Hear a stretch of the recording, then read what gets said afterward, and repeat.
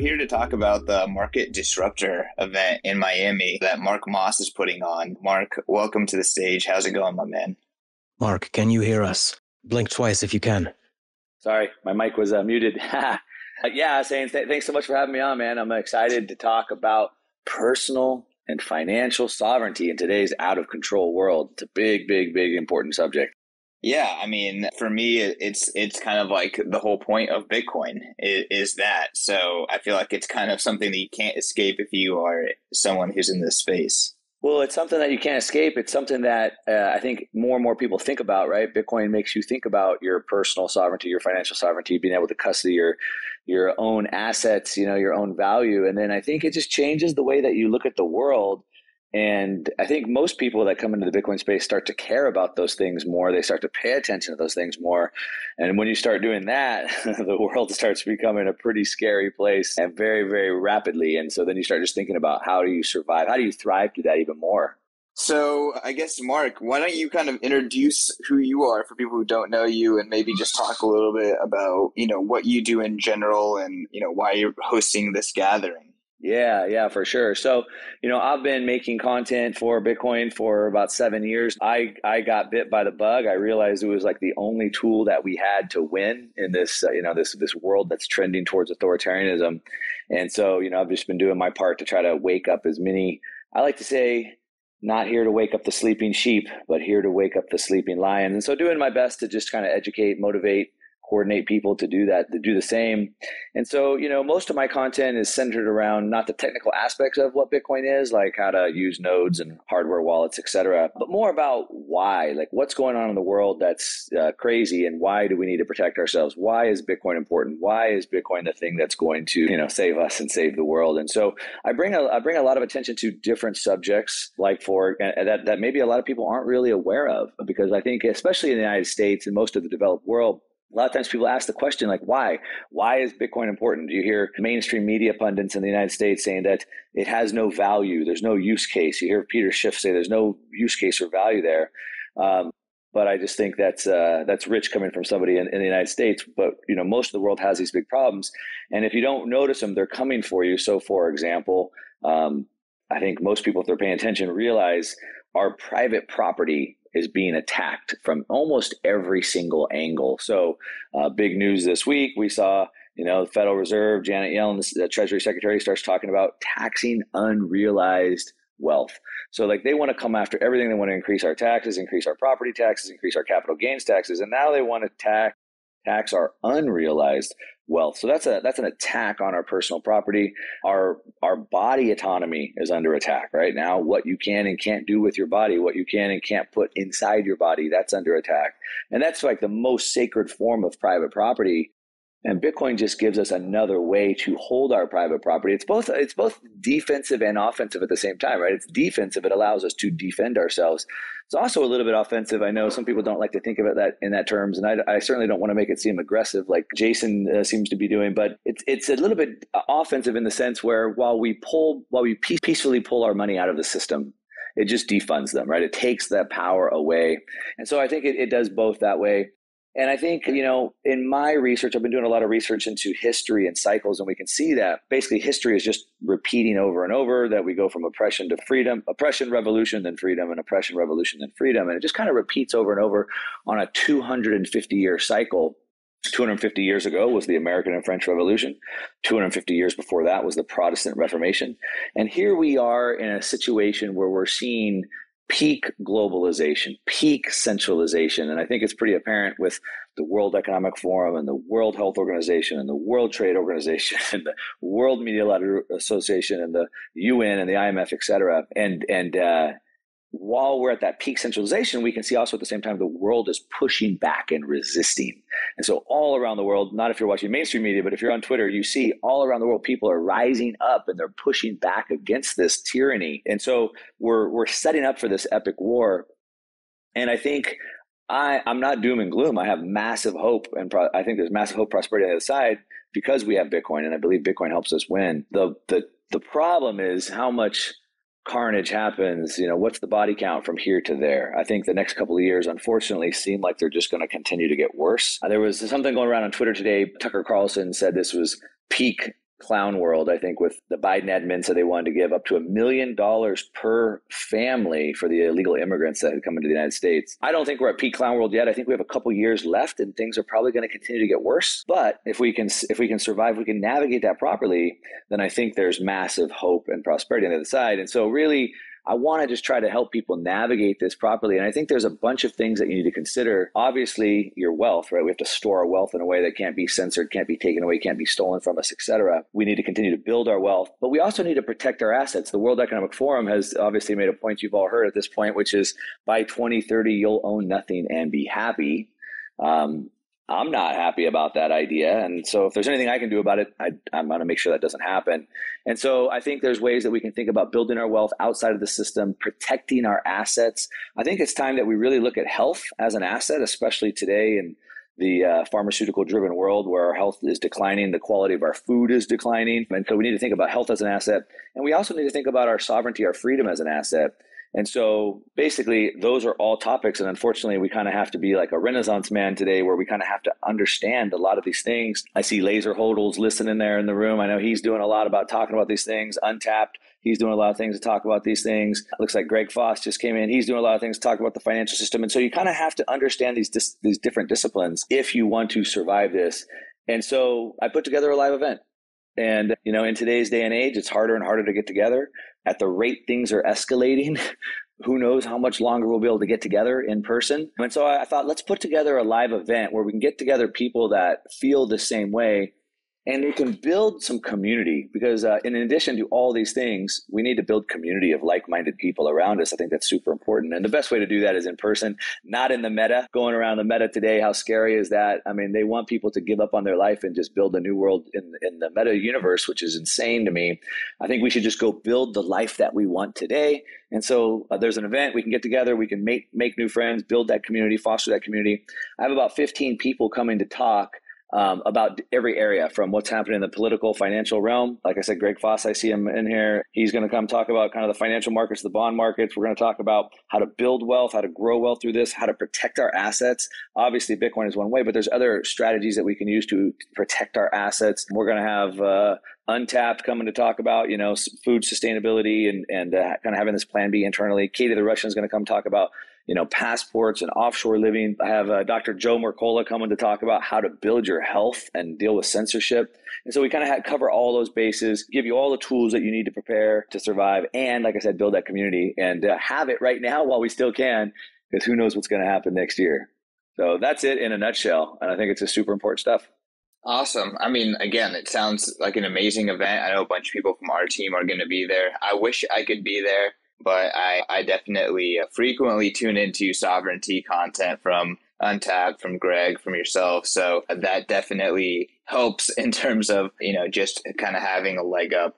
I guess we let Untapped on. Greg, if you want to come up, there's an invite out. If there's any other speakers that are in the audience, Mark, let me know. Happy to get them on stage. But before we go to them, can you kind of talk a little bit more about the details, where is the event, when is the event, I guess what type of person is going to be at the event in general, go through some of those details about the Market Disruptors Live. Yeah, for sure. So we're calling it Market Disruptors because I am trying to challenge everyone to go out and disrupt the markets, right? If you don't like the world that we are being given or being forced upon us, let's go out and build the world that we want. And I know a lot of people here in this room are going to build that world that we want. So let's go disrupt those markets. It's kind of the theme of it. A little bit of, again, it's not an aggressive thing, but it's just let's just go do what we want. Let's build the world that we want. And so the type of people that are coming are those types of people, right? The people that see that maybe they're not happy with the direction the world's going, but they're not going to play victim. They're ready to go out and take control of their life, take responsibility, build that world that they want. So that's the type of people that are coming, the people that are freedom lovers, people that are willing to, do a little bit of work to build that better life. As far as the event, it's going to be in Miami next month. So in the United States, we got Texas and Florida both competing to kind of be some of those most free states. I know CK, you moved to another state that's also pretty free, but Texas and Florida are pretty good. So we're gonna be posted up in Miami, in Florida next month, November 12th to 14th. And, we'll be at the Hyatt downtown. It's going to be a pretty cool space, kind of an intimate group, a few hundred people there.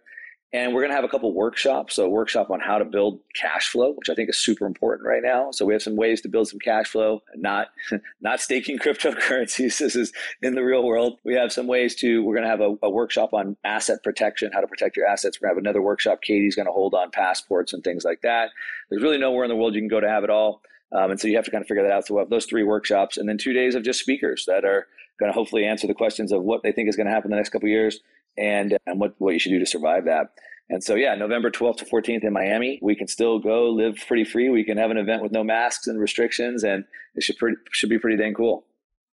Awesome. And I mean, bless up to Miami. I know there's some criticisms to some of the shitcoining going on there, but generally speaking, it's a very good place to do business. And we are very happy to be doing business in Miami and at Miami Beach for Bitcoin 2022. And for Bitcoin 2021, they were complete night and day difference than LA and California. That was an absolute nightmare. Yeah, the Bitcoin Miami event was just, it was insane. It's the ultimate event. If you're into Bitcoin, you have to go there. What I really felt was like this electricity in the air walking around. And I think the reason why is that, the mainstream media wants to tell us that we organize based off of race, sexual preference, this identity politics type of thing. But that's not the truth, right? We identify or we coordinate, we group up on values, on shared values. And I think the higher those values are, the stronger that is. And so Bitcoiners, there's every race, sex, gender, whatever was there at the Bitcoin Miami event, but we all were organized on a shared value system of freedom and sovereignty, which I think is the highest value. And so it was almost like this electricity in the air. It was just amazing to be there. I can't wait for next year. This event is definitely not that. It's obviously built on a Bitcoin base, but we're going to cover topics, like I said, from A to Z of what you need to kind of protect yourself in this change. A much smaller, more intimate event where you can get to know people, talk to the speakers directly, have some workshops, things like that. So yeah, definitely looking forward to Bitcoin Miami. But yeah, this is just a little bit different, much smaller, probably not quite as much energy, but it should still be fun. Well, I'm sure you'll capture that same vibe. So I'm sure you're gonna have very, very much like valued and like-minded people. Yo, what is going on, plebs? We're going to take a break from our programming to tell you about the resurrection of our print magazine, starting with the El Salvador issue. Starting this fall, Bitcoin Magazine will be available on newsstands nationwide and at retail stores such as Barnes and Noble. Don't want to get off your couch, though? No problem. You can also go to store.bitcoinmagazine.com. So skip the line and get each issue shipped directly to your front door with our annual subscription. I'm talking 4 issues a year that contain exclusive interviews and profiles with leading Bitcoiners, actionable insights on the state of the market, breaking news and cultural trends, along with powerful photos and artwork from the best artists in the world. Subscribe today and get 21% off using code podcast at checkout. That's PODCAST podcast at checkout. We got Untapped and Greg on the stage. Untapped, what is up? Why don't you kind of give the audience a little bit of a sneak peek into what you're going to be talking about at Market Disruptors? What's up, everybody? Yeah, I'm pretty excited for this event. Usually at events, it's like I'm most excited to be there and talking to everybody and networking and just with the community around. But with the actual goal of this event and the people that are going to be there talking, I think there's going to be so much good content put out to learn from. Me in particular, I'm going to be talking about essentially how do you, at a family and community level, start getting your hands on sovereignty, and how do you approach that problem from a strategic standpoint of solving like your food chain and every input you need for life control in a certain place where you're not trusting any of these fragile global supply chains for your needs. So rather than taking like Katie's model of go where you're treated best, my model is pick the place where you want to make your stand, pick who you want to make your stand with, and then how do you strategically win that from that position? I've never thought of what you do in that context. Have you always kind of thought of it that way? Have you always kind of maybe viewed where you're building as kind of like a final stand for freedom or something along those lines? My service glitched. Repeat the last half a sentence. I mean, has this kind of like perspective been a part of what you've been building? Yeah, from the very beginning. That was always my intention, because like if you're thinking about sovereignty, or emergent like communities or a fresh civilization on the cusp of after the chaos, right? Soil is your first productive asset. Without an overproduction of food, there's no division of labor because everybody has to farm enough to feed themselves. So until you have that low time preference storage of fertility in the soil and high nutrition food, which I think is a part of the real war going on right now too, is we've all been fed garbage for a whole generation, which makes us weaker. It makes us more susceptible to false media narratives and getting tricked because our intelligence and ability just to be aware in the world is not as good as it should be. We're all kind of low energy and brain fogged, right? So if we want to build a new world, not only is that first place where civilization emerges and the division of labor starts to birth out, but it's also the foundation of raising people with sovereign minds and sovereign bodies that are strong enough to maintain their freedom in the midst of the chaos. Yeah, and to add on to what Joel is saying there, with Untapped is saying, is that maybe people aren't quite aware of the attack that's happening even on everything, like I kind of said it before, but even on the food supply. So the plants growing out of the ground don't have the nutrients anymore, so our health is being endangered there. There's an attack on cows today. As a matter of fact, they're meeting over in Europe right now in Glasgow for a climate thing, and they're saying they want to propose in the UK that I think it was you can't consume more than 500 grams of red meat. I don't know if you saw that Untapped, but I mean, they want to take away our food. They want to force us to eat more, synthetic meat and et cetera. And so also the supply chains are breaking down all throughout America. The farmers are kind of under attack. They can't get parts and equipment for their farms. There's potentially a year or two that we might have food insecurity issues. And so focusing on that specifically, and like he said, there's Katie, I saw, jumped in the room. So she has options where you could move to other countries where maybe you could get better food or have more access to food. Some people don't want to do that. You want to stay here in the United States, and there's options to do that as well. But food and energy are at the base of our needs that we need. And unfortunately, those two are probably two of the biggest things being attacked today. So a lot of people don't think about it, but they should. And so I'm super excited to hear Untapped come and talk about that. Yeah, food. Hey, by the way, food, energy, and money. Sorry, that's where they're at with the whole agenda of the whole ESG carbon stuff. They're attacking cows because cows are the backbone of a decentralized food supply chain. They don't need centralization. You could raise them low input yourself. They're all the same narrative of trying to take the freedoms away. Katie, if you want to jump on stage, please give us a request. We'll let you up.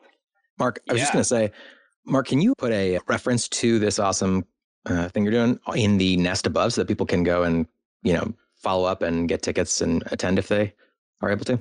How do I do that? It's a marketdisruptorslive.com, marketdisruptorslive.com. I'm not sure how to do that. All right, I'll take care of it.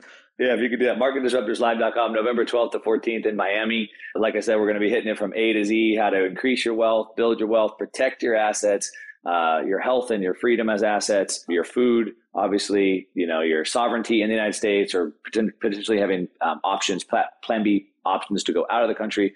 It's going to be pretty comprehensive. And then most importantly, and Joel was hitting on that, is that community aspect. And so you need to have friends that you can share these commonalities with, that you can continue to encourage people, help people, et cetera. So it's going to be super cool. And yeah, I'm excited to have Untapped there talking about it because, man, that food is under attack and it's important. You mentioned something earlier about how identity politics is being used to, among many other things, to drive or to attempt to drive a wedge between people. And I just wanted to echo that and say that I could not agree with you more. It's so disappointing to see how effective that can be. But as a black man, it's something that I deal with and try to talk people off the ledge of that all the time. It's effective in getting people divided, but it's not effective in getting people together to work together, right? No, exactly. So, that's what I mean. It tears communities apart, and it creates these artificial fences between people when really everything you're talking about is what we should be focusing on. It's exactly right. It tears people apart. And so I'm not happy with the way the world is going. I don't want 2030 to come and own nothing. And everybody on this call, I would imagine, feels the same way. And so, like I said, my rally cry is, if you're not happy about the way the world's going, do something about it. And so if you're not happy about the communities and the families being torn apart with identity politics, then come build community, right? Community will outpace that. Like I said back at the Bitcoin conference, I mean, you had every race, gender, sex, whatever it was, but it didn't matter because we were all there based off of shared values of freedom. And so, yeah, if you're not happy about identity politics, then the way to combat it, to build and foster community. I think this meta thing, man, it's big news. Unfortunately, I can see how big it's going to be, but I'm not happy about it, right? But I see how big it's going to be because they forced everybody to stay home, put on masks, become socially awkward or whatever, and have social anxiety. Look at other people as walking viruses, and so of course people are going to want to escape into this metaverse and build a life there. But we want to counteract that, right? We want to continue to build in the real world, and so that's what we're doing. It's interesting, and CK, please feel free to direct the conversation in a different way. But I definitely find the meta hegemony. It reminds me of, I don't know if you ever played like a Half-Life 2. I forget what the name of it's like the Combine or something. This like Orwellian, entity that's basically doing terrible things. Reminds me of that. But I do think that there is, and I agree with you in terms of the importance of people focusing on what's happening to them in physical space and their communities and their families and their ability to maintain independence, both financially, from a food production standpoint, from water production, all the resources that you need. But I do think that there is this. I think of Twitter Spaces and Clubhouse as these amazing things that have allowed us to build more effective meet space communities. Right? I met everyone here through Clubhouse, and that was such a positive experience. And then I've parlayed that into the physical world, and I'm moving to Nashville as well, and working for Bitcoin Magazine and the conference and all that stuff. So I do think there can be positive spaces there, but I also agree that whatever the hell Facebook's trying to do, it is terrifying, and people need to have that balance. I would say it's different though, right? So to what you just said, the point, you've used this as an extension of yourself to meet people in real life and build real life community. What that encourages is for you to go be an ogre or a unicorn and build this imaginary world. And so you're using technology to foster your in real life, relationships. And so it's just, I think it's a little bit different, but yeah, we do have tools that we continue to build community with. I know Greg Foss only had a little while. Maybe we can get him to say a couple words. Yeah. He's been talking a lot about the financial system, the bond markets that are like ready to explode. It looks like the governments are basically forcing all asset prices higher, real estate, stocks, et cetera. They want to tax unrealized capital gains. The tax revenue on cap gains and taxes have gone from like 10% to 30% of revenue. If the bond market goes up, that's going to crush the market, right? So we have to keep it down, but I'm not the expert. Greg is. Greg, what do you got going on? What do we have to worry about and protect ourselves? Hi, guys. Thanks for having me. And I'm very flattered, Mark, to join your platform in Miami. I absolutely love the city. I met you in person at the Bitcoin Miami conference this year. And that conference for me was absolutely everything that everyone's been talking about. Meeting people in person. I met the kids from El Salvador, or they're from Guatemala. They're Ibex Mercado, which I'm making a personal investment in their company. So, I believe you build bonds, you build, and when I say bonds, I mean human bonds. You build trust in people in face-to-face. You need to meet face-to-face in the world, people. That's when a handshake is a handshake. You look in someone's eye. And so I met these people in Miami. I look forward to meeting more and learning more at your conference, Mark.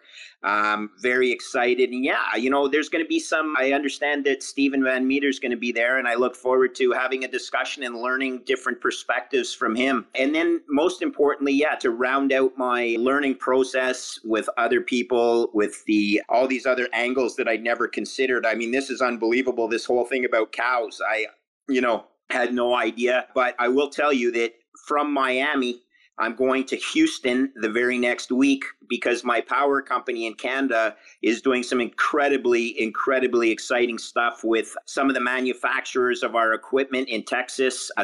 Florida and Texas is near and dear to my heart. And I just look forward to meeting people and trying to learn. And then I'm 58 years old, Mark. I think I've told pretty well everyone that'll listen that I probably will be the oldest guy at your conference. And that's okay, because it doesn't mean I'm too old to learn, but I have sat in a risk chair in my life for 30 odd years. And there's so many people that do not understand the true risks that we are approaching from a financial perspective, not just from a personal perspective. So looking forward to seeing everyone there. And thanks for having me on stage here, Christian. I look forward to our next event. That could be a big one too. And guys, I just want to say from Canada, If you guys think things are difficult in the United States, trust me, Canada is one step further behind and moving in absolutely the wrong direction. So I'm here to help the future for my kids. Thanks for having me. And if you have any questions, DM me. I do have to jump, but really, really looking forward to meeting new people, including Katie in Florida, and looking forward to building new relationships that will help my kids, help your kids, and help the rest of the world move away from this centralized absolute phobias that they're trying to jam down our throat. So Bitcoin's the solution, but there's other things that have to go hand in hand with that. Thank you. Thanks, Greg. And yeah, just a quick tease. Greg and I have a quite an awesome conversation planned for next Wednesday night. So keep an eye out for that. More details to follow. Greg, thanks so much for all that you do. Katie, welcome to the stage. And I guess why don't you talk about what you do and what you're going to be talking about at Market Disruptors next month? Hey guys. Yeah, I really appreciate you all having me here. And Mark, I'm super excited. It's going to be quite a few people from Plan B Passport coming down to learn from others and build the tribe. On the podcast with Mark, we were talking about it a lot. Tribe is really something that you need to take care of now before shit hits the fan in order to, know that you have well-developed support system to execute on all this ideas and plan Bs for food supply, for fleeing the country, for educating our kids without brainwashing them and all that stuff. So that's going to be cool. Obviously, my side of things is going to be focused on how do you build a plan B for different attack vectors coming mostly from, state actors, but as well as just things going wrong way from a cultural perspective, from, weather or whatever's going on in the world, just preparing yourself and your family to be able to keep yourself safe when it happens, or, sleep better at night, basically, because you know that you're prepared. And that's what we're going to be focused on. We're going to have 2 workshops, one on November 12th and one on November 14th, as well as I'll be on stage one of the days. So happy to chat about that anytime. The thing I'd like to say about what Katie's talking about is like increasing your sovereignty. So, we're here talking about, obviously we're all Bitcoiners here, but like you wouldn't ever put your entire life savings into one single stock. And so why would you have your whole life controlled by one single country? I mean, it's kind of crazy when you think about that, especially in today's day and age where you see people like our good friend Stefan Livera, who's going to be speaking at the event as well. He couldn't get out of Australia. He couldn't attend the Bitcoin conference last year because his own government wouldn't let him leave the country. And he finally got out, but he missed the event. Canada, the people are being locked down as well. And as Katie kind of pointed out when her and I were talking on my show a few weeks ago, if you hold multiple passports and a country won't let you out, well, you can go to that embassy, get the other country involved, and now it becomes an international incident. And so, it's just ways to protect yourself. The thing with insurance is you don't need it until you need it, but when you need it, you sure are glad you have it. And so it's just a way that you can increase that freedom. And also, in the United States, the United States passport was one of the best passports in the world. But when the pandemic broke out last year, almost no country would have Americans. And so having that passport gives you those options. So it's something that everybody should consider pretty seriously, especially in today's age where we're continuing to see governments continuing to lock down and kind of go down that path, like Greg Foss said in Canada. And I think that anybody that's paying attention can see we're trending towards that, right? We're trending to authoritarianism. And so that ain't going to break, that trend ain't not going to break anytime soon. We have to do something about it. So I'm stoked for Katie and what she's doing. Yeah, and as you mentioned, you can't put all your dependence on one particular state. But what's going on right now, it's like people come to me and ask, okay, where do we go? Like shit is hitting the fan. Things are not looking good. Where do we go? And all my answer right now is basically there's not a single country that gives me the amount of freedom that I desire. Therefore, I need to be flexible. I need to, kind of stay on my toes and make sure that I decentralized my dependencies between different states. And in this scenario, I can, play by ear and see what's happening this year, what's happening next year. And based on this, make my decision in a moment because I already stacked my flags. I like distributed my identity between different jurisdictions, and now I can play this jurisdictional arbitrage. I can go to places that are safer, that are better for my family. I can go where where I know that my assets are protected and all that stuff. So right now, there's not a single country that will give me all that. So I gotta keep stacking flags and sats, of course. Stacking sats and stacking flags. I like it. That's going to be a new phrase. Because I'm curious. I hope that wasn't just coined here, but if it was, I'm taking it. Katie, I imagine you. What's the other thing? I was gonna say, I imagine you like. Katie, what's the other? Go for it. Just real quick, I was gonna say, Katie, what's the other thing that you were saying that you wanted to continue using as a quote? Forewarned is forearmed. Forewarned is forearmed. I love that. Yeah, it was actually it's a saying in Russian, and I was trying to translate it, and then I found this kind of English quote that kind of means the same, but seems like nobody heard of it. So I was like, okay, I guess I'm bringing cultural gap into my Twitter now. That one is so important too. If that's the message I've been trying to hammer on, is we gotta have the courage to look at the situation with eyes wide open. We gotta get rid of the naivety and the passivity where like we think we can just sit back and it'll magically happen where we'll be secure and it'll be okay. I think the other thing is opening people's eyes. And I know this is preaching to the choir, but to what is possible. So many people in my experience, they sort of have that defeated, beaten down approach. And it's sort of, they know that they feel like they know that the world is headed in a direction that none of us want, but they're like, but what are you going to do? And that's one of my most exciting ways to orange pill people is to be like, but there is an answer. You can free yourself from this tyranny. And I think, all of you are so good at doing that. So props. We were talking about it with Mark too, that like most of the people had the worst year of their lives in 2020. And you look at Bitcoiners, we're all like striving. It's the happiest year of our lives. We're like doing good. We're getting healthier. We're getting smarter. We're like educating each other, building strong bonds with other people in the community. And the reason behind it, I believe there are multiple stages of acceptance.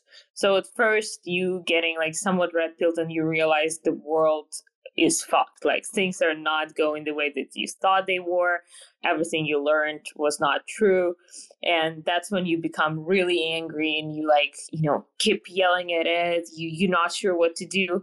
And then once you accept it, you're like, okay, the world is fucked. Oh, there are tools that I can use to get myself unfucked. And once you get to this point, you're like, yeah, world is beautiful. Yes, things are not the way I thought they were, but I know the tools. Every step of the way that I'm taking right now, I'm getting closer and closer to my, sovereignty and to acquiring more and more freedom. And you're becoming like, you're getting to this really good state, mental state that basically like is happiness. And then, from there, things are looking pretty good. Yeah, and it comes down to what you're focusing on too, right? A lot of people can focus on the bad, the problems that are happening today, and that can be very depressing. But like Katie's saying, when you start focusing on the solutions and you start seeing that you're gaining sovereignty, you're gaining freedom, your Bitcoin's growing in value, you're focused on the good stuff, and then your whole mind shift happens, and then you're in a much happier place for sure. And we're loving this journey towards sovereignty, right? Like, yes, we were not born in the free world. We have to take steps in order to achieve the freedom that we want. But like, we enjoy those steps. Yes, they're like, you have to put effort. You have to learn way more than you thought that you had to. And you have to, put some financials into play as well. But like, we're enjoying it. And that's pretty cool. Yeah, it's like we're winning because we're those that have real hopes. They're not naive. They're based upon knowing real answers because we've done the work to discover them and knowing the direction and doing the work to head there. And that's got a gravity to it that's just pulling the world into this emergent culture of Bitcoin. Agreed. My fellow plebs, the Bitcoin conference is back. Bitcoin 2022, April 6th through the 9th is the ultimate pilgrimage for the Bitcoin ecosystem. The Bitcoin conference is the biggest event in all of Bitcoin and cryptocurrencies. We're leveling up and making this bigger and better than ever. I'm talking straight to the moon with the 4-day long festival in the heart of Miami at the Miami Beach Convention Center. This has something for everyone. Whether you're a high-powered Bitcoin entrepreneur, a core developer, or a Bitcoin newbie, Bitcoin 2022 is the ultimate place for you to be with your people and celebrate and learn about the Bitcoin culture. So make sure to go to b.tc/conference to lock in your official tickets and use promo code Satoshi for 10% off. Want more off? Pay in Bitcoin and you'll receive $100 off general admission and $1,000 off Whale Pass. Those are stackable. So go to b.tc/conference and attend the best conference in Bitcoin history. Yo, my fellow Bitcoin lovers, have I got something specifically curated for you. The Deep Dive is Bitcoin Magazine's premium markets intelligence newsletter. This isn't some paid group shilling buy and sell signals. No, this is a premium Bitcoin analysis led by Dylan LeClaire and his team of analysts. They break down in an easily digestible way what is happening on chain, in the derivatives markets, and in the greater macro backdrop context for Bitcoin. This newsletter turns volatility into a joke. So hit up members.bitcoin.magazine.com and use promo code podcast for 30% off the deep dive. That's members.bitcoinmagazine.com, promo code podcast for 30% off. Divorce your pay group and learn why Bitcoin is the strongest asset by Dylan and LeClaire and his team. So, Mark, I have a question for you. Obviously, Bitcoin is a tool of many to kind of achieve sovereignty and fight for sovereignty and defend property. That is not the only thing that is a focus at your event. This is a predominantly Bitcoin audience. Do you think, is it possible to have sovereignty in, this internet age without Bitcoin? Is there an alternative to using Bitcoin, or should anyone who's serious about sovereignty really reconsider their impression of Bitcoin? I don't see another way. I don't see another option. I've been studying this for a long time. I spent several years writing cryptocurrency research. I personally researched and published, I think, over 1,000 pages of crypto research on different projects. That was several years ago. I walked away. After doing all the research I've done, I realized there's only one option. And so I've just chosen to focus on that. And I think at the end of the day, what we're talking about at the event, the MarketDisruptorsLive.com event, is about ways to survive the coming change until Bitcoin can change the world, until Bitcoin changes the system. Eventually, on the other side, Bitcoin can change the world enough that we won't need to do all these other things, right? We won't need to go build our own farms and self-sustain. We won't need to go hide in other countries with passports. Eventually, Bitcoin will fix the world, so we don't have to do that. But it's about getting from here to the other side. And so that's why today we still have to worry about those. But Bitcoin, as I kind of said earlier, is both offensive and defensive. So it's defensive in a sense where it allows me to hold my wealth in a self-sovereign way, like we're just talking about. So there is no other option to be censorship resistant, have my wealth in a way that can't be inflated away, governance changed on me, rug pulled, etc. So it's the only option for that. It's defensive, but it's also offensive because if at the end of the day, if we want to change the world, fix the money, fix the world, we have to do one thing. There's one weak point to the system that we have to defeat, I believe. There's one central point. If we can win there, the whole empire falls apart, and that's the money printer. That's it. The money printer is the source of all their power. It's what enables them to lock you down and send you STEMI. It's what allows them to rush through vaccines. It's what allows them to build police forces. It's what allows them to spend $80 billion to now monitor every single American's bank account, right? Without the money printer, everything falls apart. So that's the weak point. That's where we attack. And there's one weapon or tool, whatever you want to call it, to attack that money printer, and that's Bitcoin. And so to your point, Christian, no, it's Bitcoin is the only option. That's the foundation. But getting from here to a Bitcoin world is where we have to utilize these other options and tools to survive and thrive through that. Oh yeah. I also have another question for Mark. You know how many of us had to unlearn the things we learned in school, about I personally had, but my background is in finance and economics. And when I discovered Bitcoin, it was like, oof, what did I spend my time on back then? So are you going to talk about unschooling or like alternative education for kids at the event at all? That's a great topic, Katie. And as a parent of a couple kids, my homeschooling now. I can't imagine I'd ever put them back into public school again at this point. And it's something I think about a lot and I'm passionate about. Unfortunately, now that you bring it up, I haven't really thought about that, like schooling kids, creating pods, some things like that. So no, unfortunately, I'm not going to really be covering that. But as far as the education of Bitcoin, we got Bitcoiners. I got Breedlove. Robert Breedlove is going to come bring the heat. If there's anyone better to talk about what is money and Bitcoin, we got Breedlove coming. I got Alex Svetsky coming, everybody's favorite toxic Bitcoiner. So Svetsky's going to come bring them. And so we'll have plenty of, Katie, to your point, not the how to unlearn, but we'll definitely have the Bitcoin education there for sure. But yeah, maybe at the next event, we'll bring in some of that, how to teach your kids how to unlearn stuff. That's a great idea.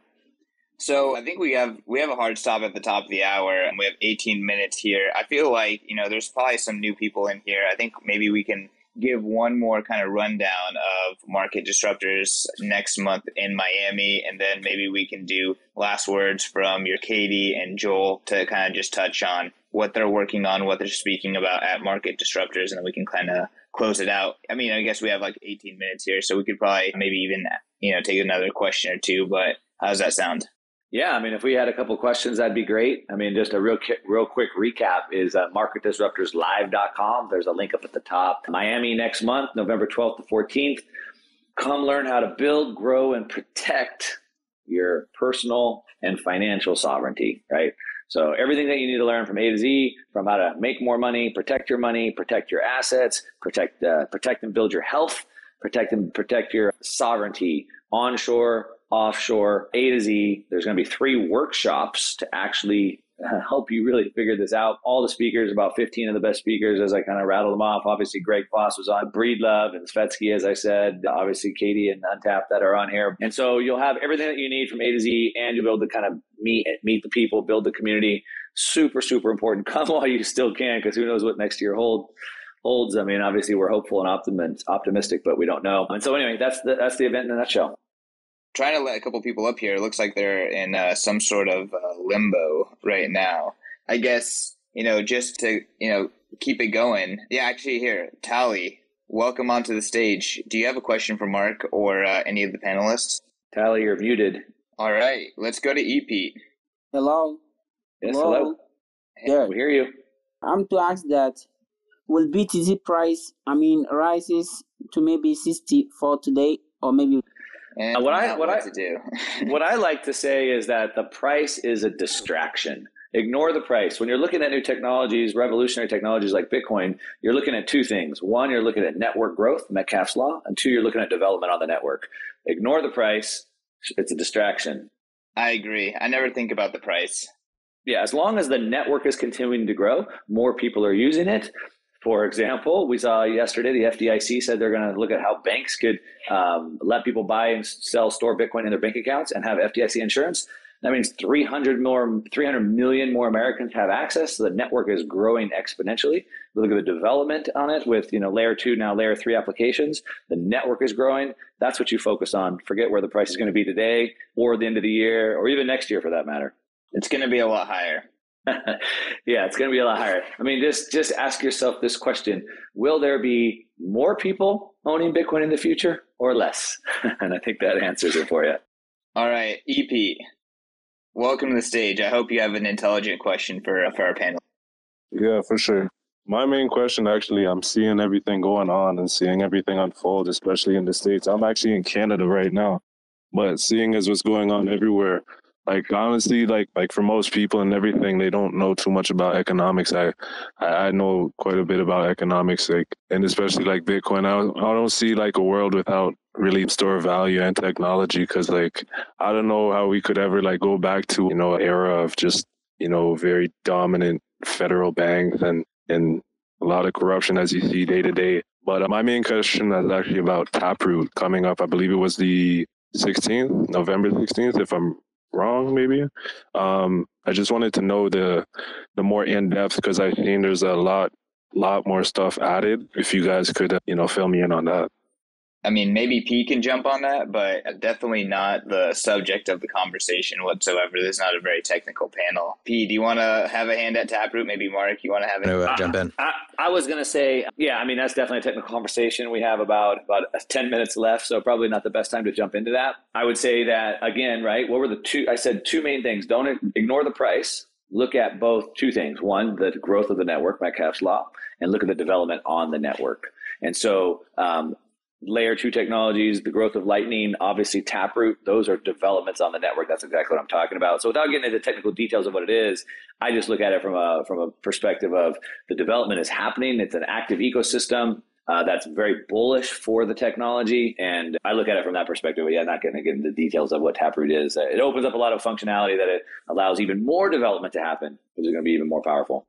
Basically building out that infrastructure, making it more effective. All right, we're going to go with nth order, last question, and then we'll go to final words. Nth order, do you have a question about sovereignty or the conference or anything that we're actually talking about?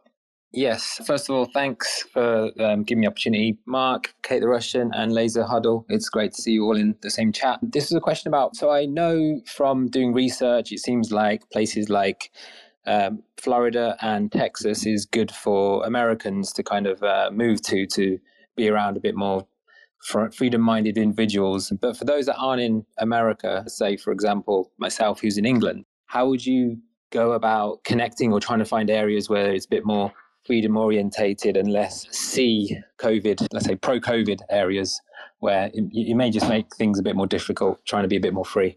I'll let Katie go on that one if you want. Yeah, so I do have a lot of UK clients coming to me with this question, and they do want to stay in a somewhat like West European part of the world and asking me, well, where do I go? Unfortunately, I have not been able to get on the land there and actually do my own research. But what I'm seeing from here is Portugal been kind of doing much better on the whole freedom stuff than other countries. So especially if you're not going to Lisbon area, but you go in, let's say, south of Portugal, that seems to be a pretty free place for me right now. Also, we know that Sweden been holding on pretty well as well. So maybe those places would be cool. But what we discussed on the show with Mark as well is that just look into jurisdictions that are immune to bullshit. So basically those that went through the worst times 20, 30 years ago, and now they're like standing the government cruelty pretty well just because they have no respect for government at this point. So if you look at the country I'm coming from, we went through communism quite recently. So we will not let that happen again. And if you look in all the way on the other side, like Australia and Canada, they've had it for too long, too good. And now they're like, yeah, let's outsource our decision making to government entities and just obey. So basically look at who are the strongest culturally, like people who really value the freedom. And that's what we see in the US. Texas and Florida are the ones that are pushing back. So just look for people that are pushing back and go join them, build a tribe and push back together.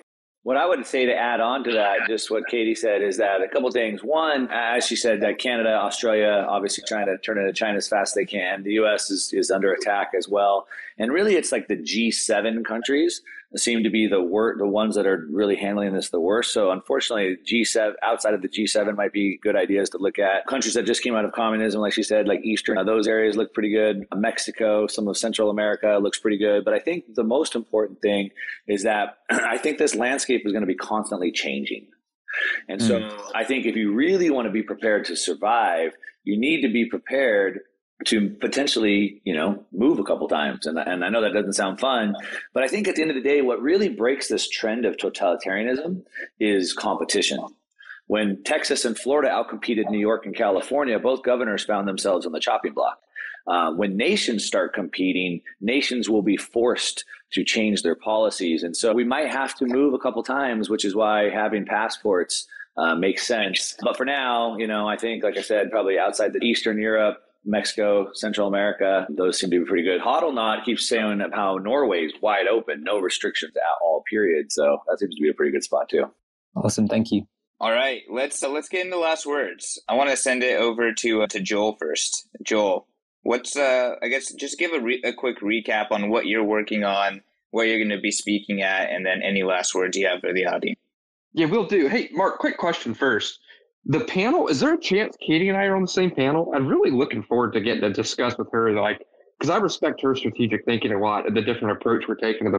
That is a big Roger, right? So ideally, I'm trying to put people together that are kind of similar but have opposing viewpoints, and not that you guys are opposing, but you have different solutions, right? So Untapped is like, hey, if you're stuck in your country, here's what you could do to protect yourself.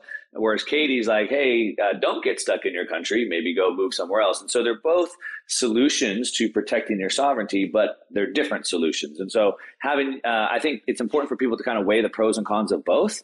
And so, yes, definitely you'll be on a panel together. Beautiful. I'm really looking forward to that, Katie.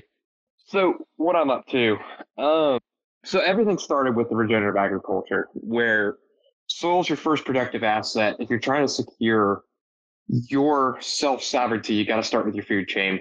So start with the whole cattle co-op, launching low input regenerative cattle grazing, where you're not connected to any of the feed inputs or supply chains for medical stuff. You can start on land anywhere with scrub brush or whatever and rebuild the soil to make it fertile. But from there, I've grown all the way out into how do we build sovereign communities that can weather the storm that's coming. So all the high level strategic thinking, logistics and supply chains, every piece we need to have concentric layers of defense to where we have nodes that can weather this storm, to out of them birth the emergence after the chaos. Very much kind of in the order of how like the Benedictine monks or like the Iona monks, where civilizations fall into disorder and they compile all the important things. They build seed banks and knowledge of agriculture, and they sequester themselves away from the world and then wait for the chaos to fade, then go back out 2 by 2s to found little monasteries that they use to teach civilization again of agriculture and how to raise crops and the technologies of irrigation and every one of those pieces, and birth back out all the things we need to have a thriving, large-scale human governance of trade again. Awesome. Where can people learn more about you other than, I guess, Twitter? Yeah, Twitter's the best place. MarketDisruptorsLive.com too. Yeah.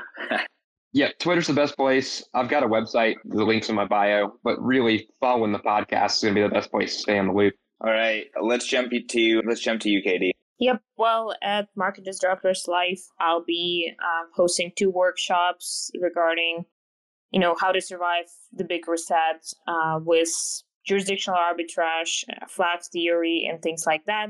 Basically, how do you protect yourself from one state actor coming after you? How do you distribute your identity between different jurisdictions and make sure those are beneficial to you in different ways? Things like you can obtain more freedom through that. You can protect your assets. You can pick the better jurisdiction for your business, like better regulatory environment, as well as, of course, better tax regime.